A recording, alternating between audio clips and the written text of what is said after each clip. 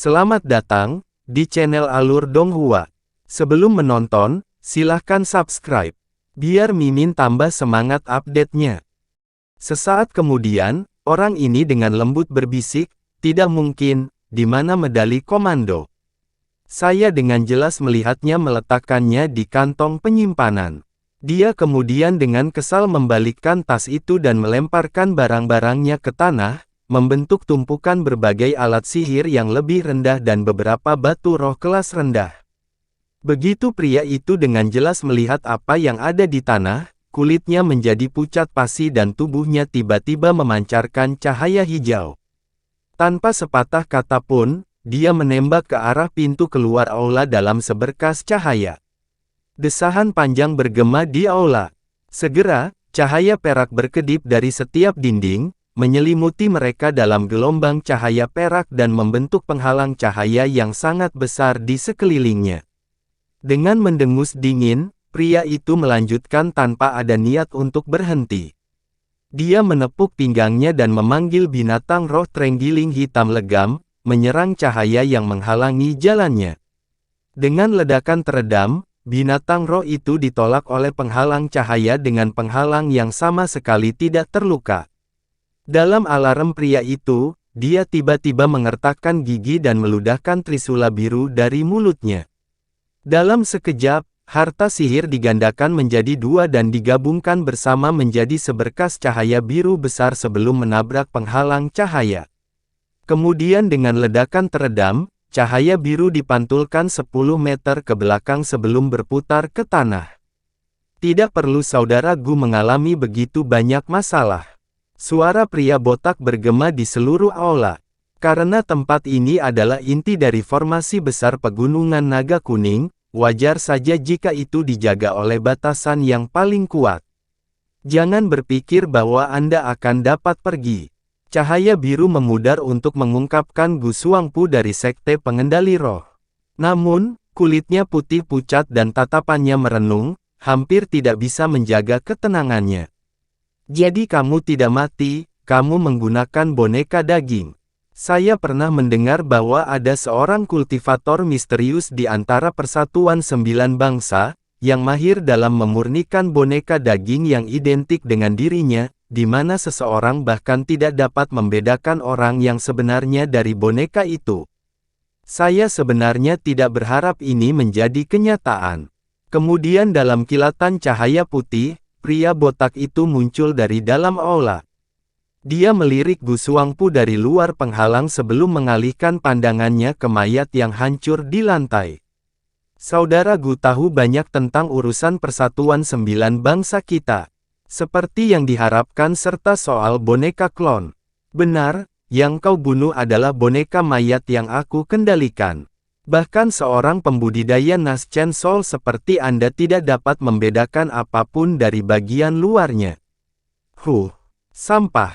Jika saya tidak menggunakan indera spiritual saya, untuk memeriksa dengan cermat klon Anda, karena takut terdeteksi, saya pasti tidak akan tertipu. Selain itu, bahkan jika saya dengan cermat mengolah ular giok ekor kembar selama beberapa ratus tahun, racunnya yang sangat ganas seharusnya tidak mampu membunuh seorang pembudidaya Nas Chen Sol. Saya awalnya berencana hanya menggunakan ular itu untuk melukai Anda, tetapi saya telah keliru memperkirakan toksisitas ular itu setelah melihat Anda binasa dalam satu pukulan. Sepertinya aku menjadi sombong. Gu Suangpu berbicara dengan ekspresi sedingin es, tetapi sedikit penyesalan terpancar dari matanya. Pria botak itu tanpa emosi berkata, "Hehe, saya telah meminta sebuah boneka untuk dihaluskan untuk kesenangan sesaat.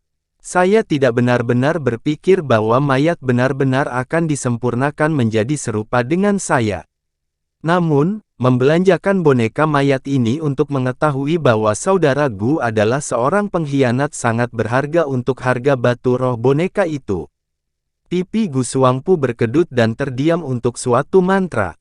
Tetapi beberapa saat kemudian, dia dengan dingin berkata, "Dari nada bicaramu, kamu sepertinya tahu bahwa aku akan datang mencarimu dan kamu sudah menyiapkan pengganti sebelumnya."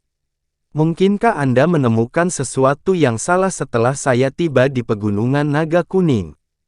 Pria botak itu menggelengkan kepalanya. Tentu saja tidak. Bagaimana saya bisa mencurigai sesepuh dari sekte roh pengendali tanpa sebab atau alasan? Saya hanya diberi peringatan dari orang lain. Saya awalnya merasa tidak yakin tentang masalah ini, tetapi sekarang sudah dipastikan. Dia kemudian menoleh ke sisi aula dan berteriak, "Rekan Taois Han, Kakama, kamu boleh keluar." Ketika Gu Xuangpu mendengar ini, dia tidak lagi mampu mempertahankan ekspresi muramnya. Alarm dikhianati dari wajahnya. Kemudian dalam kilatan cahaya kuning dari kedua sisi aula, Han Li yang tenang dan Pak Tua Ma berjalan keluar. Dengan ekspresi sedih, lelaki tua itu dengan sedih berkata, "Saya tidak menyangka rekan Daois Gu akan benar-benar melakukan ini. Manfaat apa yang ditawarkan Moulan kepada Anda untuk melakukan hal gila seperti itu?" Gu Xuangpu menatap lelaki tua itu dan mendengus dingin. "Gila, saya berasal dari suku Moulan. Bagaimana keputusan saya bisa kacau?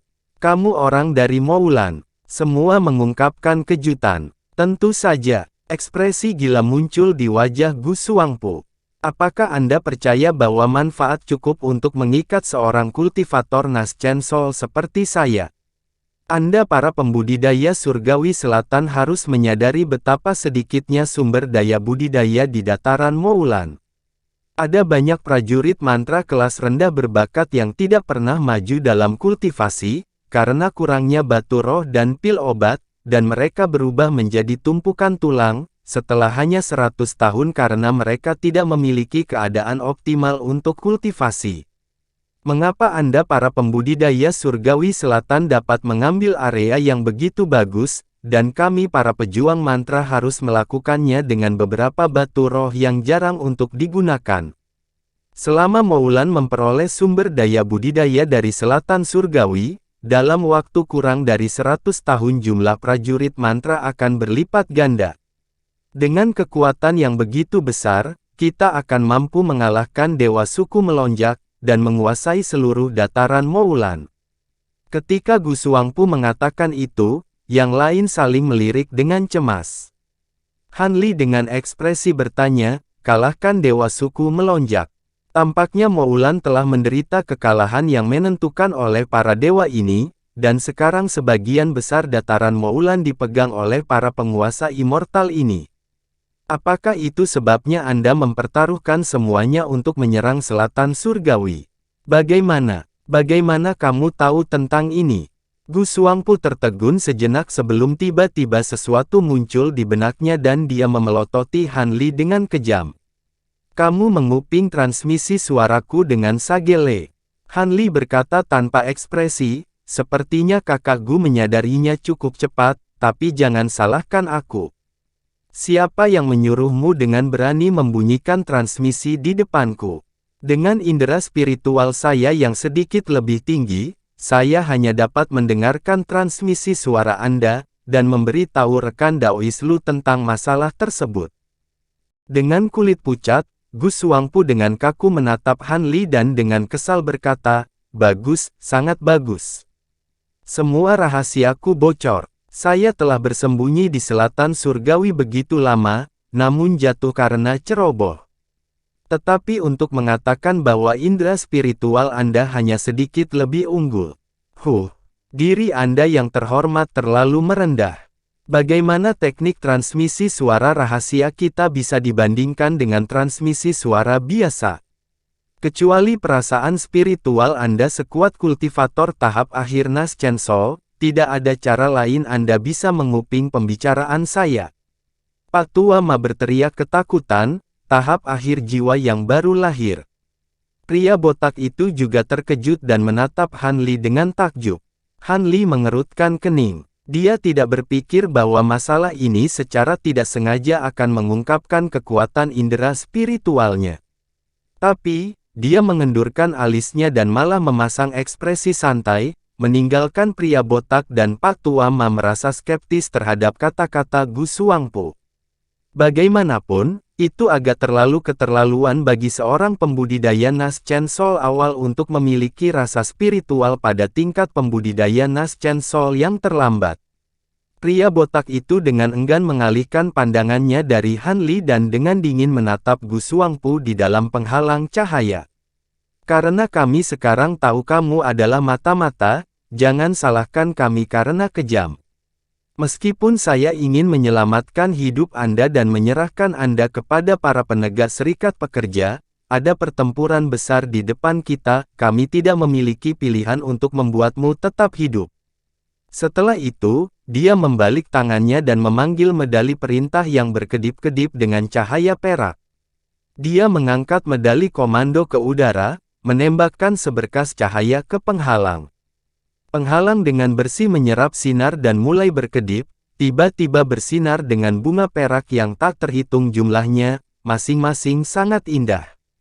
Gu Xuangpu melihat bunga perak seperti serangga beracun dan ekspresinya menjadi tidak sedap dipandang. Tanpa berpikir lebih jauh, dia dengan cepat menamparkan beberapa tempat di sekitar tubuhnya. Menempatkan beberapa lapisan berbagai warna cahaya di sekitar tubuhnya. Pada saat yang sama, dia menunjuk ke trisula biru di depannya. Itu mulai berputar di atas kepalanya dan membentuk penghalang cahaya biru di sekelilingnya. Begitu bunga perak mulai pecah dan memenuhi penghalang cahaya, pria botak itu berbalik dan berbicara dengan sungguh-sungguh kepada Han Li dan Pak Tuama. Ayo pergi, tidak ada yang baik untuk dilihat.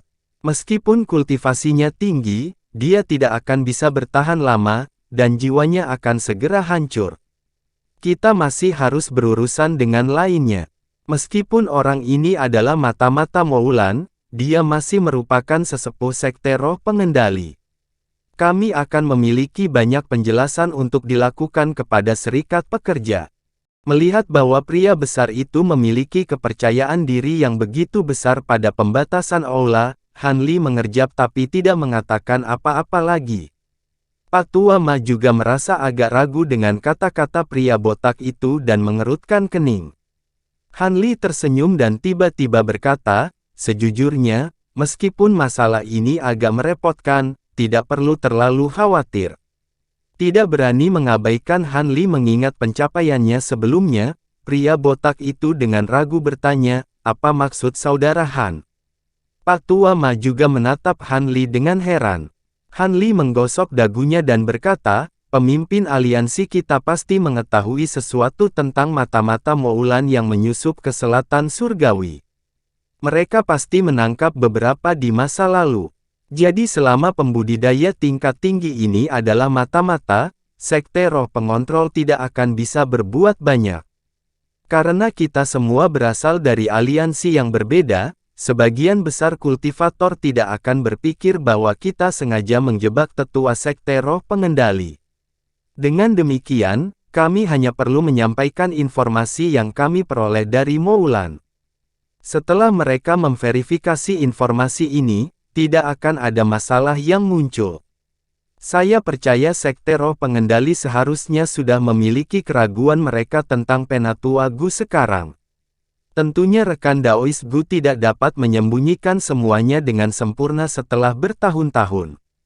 Dan bahkan jika tidak, mereka seharusnya dapat menemukan sesuatu yang mencurigakan dari pergerakannya di masa lalu. Pria botak itu membuka alisnya dan tiba-tiba memperlihatkan secarik batu giok putih di tangannya. Dia memasang ekspresi aneh dan berkata, kata-kata kakak Han masuk akal. Saya juga menggunakan teknik rahasia untuk merekam kata-kata sebelumnya di slip giok juga. Kami akan dapat menggunakannya sebagai bukti ketika saatnya tiba. Setelah mendengar penjelasan Han Li dan melihat batu giok pria botak itu tergelincir, Pak Tuama menghela napas lega. Itu akan berhasil. Sangat disayangkan bahwa rekan Daois Bu tidak dapat keluar dan menjadi saksi karena luka-lukanya sangat parah sehingga dia harus menyembunyikan dirinya, tetapi itu tidak akan menimbulkan masalah. Setelah itu dikatakan, ketiganya memiliki diskusi yang lebih rinci tentang masalah ini ketika desisan tiba-tiba terdengar dari penghalang cahaya perak. Ketiganya sangat terkejut dengan ini dan mereka saling melirik dengan bingung. Saat pria botak itu berpikir untuk mengambil tindakan, ledakan besar api pecah dari dalam penghalang. Cakar hijau terbang keluar dan menabrak penghalang cahaya seperti sambaran petir, menyebabkannya bergetar hebat. Apa ini? Dia masih memiliki kekuatan untuk mengejutkan pembatasan itu. Pria botak itu sangat terkejut dan berteriak dengan tidak percaya. Dia kemudian membentuk gerakan mantra dan memukul penghalang dengan segel mantra putih, menyebabkan banyak bunga cahaya berhenti, mengungkapkan pemandangan di dalamnya. Pria botak dan Pak Tuama merasakan napas mereka menjadi dingin. Ekspresi Han Li juga cemberut. Gu Shuangpu telah menghilang, hanya digantikan dengan monster ular setengah manusia setengah iblis. Monstrositas ini mengenakan pakaian Gu Shuangpu tetapi wajah dan anggota tubuhnya seluruhnya ditutupi oleh sisik hijau. Kedua matanya sedingin es dan 10 jarinya setajam silet. Itu juga memiliki ekor sepanjang 2 meter yang dengan lembut mengetuk lantai. Wajah bersisik itu jelas milik Gu Shuangpu. Ketika dia membuka mulutnya, lidah ularnya berkedip-kedip dan dia mendesis seperti ular, yang membuat mereka yang hadir merasa jijik dan takut. Ketika Pak Tuama dengan jelas melihat penampilan monster itu, wajahnya menjadi pucat pasi, dan dia dengan bingung berteriak, ini adalah teknik Spirit Fus. Dia telah berubah menjadi satu dengan ular giok berekor kembar. Ketika lelaki botak itu mendengar lelaki tua itu, dia juga memasang ekspresi waspada yang marah. Teknik Spirit Fus. Bukankah itu teknik rahasia yang hilang? Apakah dia tidak takut diusir dari siklus reinkarnasi? Segera setelah itu, dia dengan kaku menatap monster ular itu seolah-olah itu adalah musuh besar dan dengan tergesa-gesa menamparkan kantong penyimpanannya. Dalam kilatan cahaya perak, jimat perintah pembatasan muncul di tangannya. Pria besar itu menghembuskan nafas semangat Ki pada medali sebelum melemparkannya ke udara. Tapi saat dia mulai mengucapkan mantra dengan tergesa-gesa, monster di dalam penghalang mulai beraksi. Itu dengan cemberut menyapu pandangannya melewati luar penghalang, dan dengan cepat menjentikkan lidahnya sebelum membelah pipinya dan memuntahkan cairan ungu hitam ke arah ketiganya. Pada saat itu, pria botak melihat ini dan menghentikan mantranya, malah menunjuk ke medali komando. Medali itu mulai memancarkan cahaya perak dan menembakkan lebih dari 10 segel mantra perak ke penghalang, masing-masing segel yang terserap melepaskan seruan naga. Penghalang kemudian menyala dengan keras beberapa kali dan tumbuh lebih tebal. Dan aliran perak yang tak terhitung jumlahnya di dalam penghalang kemudian mulai mengembun di bagian atas. Ketika cairan hitam ungu menghantam penghalang, sebagian kecil dari penghalang cahaya langsung berubah menjadi hitam, dan segera warna menyebar ke hampir area 3 meter. Ekspresi jahat muncul di wajah monster ular itu. Pada saat yang sama, kedua ekornya menghantam lantai, meluncurkannya ke depan dalam seberkas cahaya hijau dan dengan keras menyerang penghalang dengan cakarnya. Dengan keras, sebuah lubang besar robek melalui penghalang yang kuat seolah-olah itu adalah kertas. Monster itu senang melihat ini dan tubuhnya kabur saat berusaha melarikan diri. Ketika pria botak melihat ini, dia memasang ekspresi ngeri dan meludahkan tongkat putih dari mulutnya, membentuk tirai cahaya di sekujur tubuhnya. Pak Tuama juga melakukan hal yang sama. Dengan ekspresi gugup, dia memuntahkan harta sihir penguasa dan menutupi tubuhnya dengan lapisan cahaya. Keduanya jelas memahami betapa menakutkannya seorang kultivator Nas Chen Sol awal yang menggunakan teknik Spirit Fus. Apalagi tekniknya, kultivasinya harus setara dengan kultivator Mid Nas Chen Sol. Ketika keduanya melihat monster itu akan melarikan diri, mereka berencana untuk melawannya melalui pertempuran gesekan. Mereka tidak akan mengambil inisiatif untuk menyerang sampai menyerang terlebih dahulu. Tetapi pada saat itu, Han Li menghela nafas dengan nada tak berdaya dan memutuskan untuk mengambil tindakan. Dengan kabur samar, dia menutup jarak pendek dan muncul di depan robekan di penghalang. Ketika monster ular itu baru saja akan melarikan diri dan melihat Han Li menghalangi jalannya, tatapan jahat berkedip dari matanya. Tanpa satupun peringatan, ia membuka mulutnya dan memuntahkan racun ungu kehitaman. Hati-hati, rekan Taois Han, cepat menghindar. Pria botak dan Pak Tuama sama-sama berteriak ketakutan. Itu bukan karena kekhawatiran dari keakraban, tetapi mereka membutuhkan semua kekuatan yang bisa mereka kumpulkan untuk melawan monster ini, belum lagi ancaman yang membayangi dari pasukan prajurit mantra. Tampaknya mengabaikan teriakan keduanya, Han Li menatap cairan ungu hitam yang mendekat dan ekspresi aneh berkedip dari matanya. Dengan mengangkat lengannya dengan sengaja, dia menekuk jari-jarinya, menutupinya dengan lapisan api biru yang berkedip-kedip, dan mengulurkan tangannya ke depan untuk mengambil racun itu. Dua kultivator Nas Chen Sol lainnya merasakan hati mereka jatuh saat melihat ini. Adapun monster ular, itu memuntahkan gumpalan racun lain tanpa ragu-ragu. Seringai yang hampir tidak jelas muncul di wajah Han Li dan cahaya biru bersinar dari matanya. Letusan cahaya tiba-tiba muncul di antara Han Li dan monster itu. Cahaya cemerlang berkedip liar beberapa kali sebelum dengan cepat meredup. Pria botak dan Pak Tuama buru-buru berkedip dan melirik. Apa yang mereka lihat membuat mereka terkejut. Mereka hanya melihat monster berbelit-belit itu menunjukkan ekspresi kegembiraan yang luar biasa tepat saat ia hendak melarikan diri dari penghalang cahaya, tetapi tubuhnya sekarang ditutupi dengan kristal yang berkilauan, berubah menjadi patung es berwarna biru. Adapun racunnya, itu telah berubah menjadi seutas es tipis yang muncul dari mulutnya, yang panjangnya sekitar 1 meter. Han Li muncul di belakang monster itu dan meletakkan tangan birunya yang menyala di belakang leher monster itu. Han Li melepaskan tangannya dari lehernya dan menatap patung es itu. Seperti yang diharapkan, ini adalah pertama kalinya monster yang menyatu dengan roh menjadi hidup. Meskipun cukup cerdas, pengalamannya terlalu dangkal. Tidak ada yang perlu ditakuti. Dia kemudian mengangkat tangannya, dan busur petir emas yang padat keluar dari telapak tangannya dan mengenai patung es, menukar jaring tipis petir emas di sekitarnya. Pancaran biru dan cahaya keemasan menyatu bersama sebelum segera meledak, mengubah patung es menjadi bongkahan berukuran inci. Dengan bintik-bintik cahaya biru memenuhi udara, benda hitam ungu seukuran kepalan tangan telah ditembakkan, tetapi ditangkap oleh jaring emas. Ratapan tidak manusiawi segera mulai menjerit darinya.